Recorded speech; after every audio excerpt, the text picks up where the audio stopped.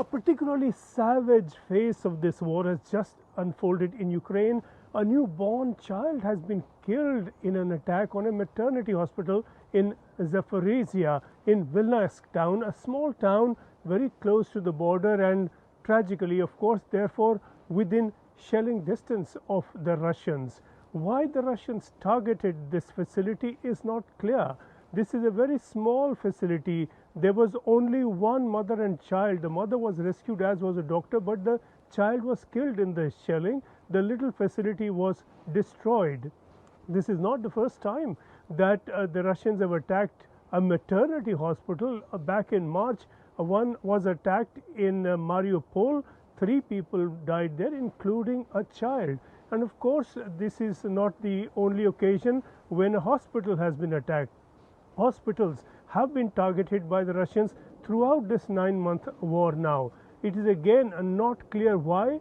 Many have died in hospital, many who were receiving treatment while they were within the hospital. And this, of course, is a part of the pattern of targeting civilians throughout the war.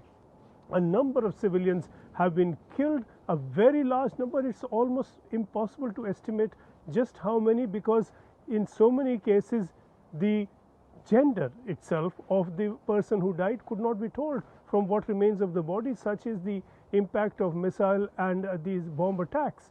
The fact is that the Russians have targeted civilian infrastructure all the way from Kiev to Bucha in Irpin, around Kiev, then along the Kharkiv area, the Sumy area, and then in Zaporizhzhia. Zaporizhzhia is an area, of course, that Russia claims but does not occupy.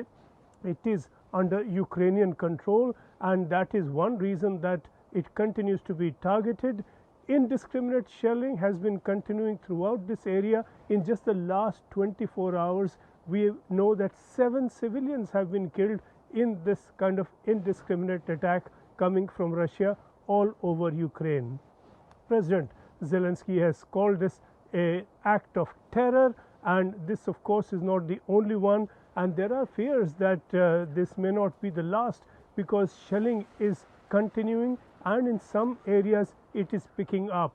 We've seen an increase in shelling in Kherson area, and we've seen that medical care has to be provided in extremely difficult conditions, in makeshift places, in homes, with a torch used to take the patient up into an operation in the darkness. Electricity has been a huge victim of this war. Power generation is scarce in many parts of the country, and medical facilities have to be provided in those circumstances. This is now the brutal expression and the extreme expression of that, where a newborn child has been killed, and everyone's waiting for the day when the Russians stop or are stopped.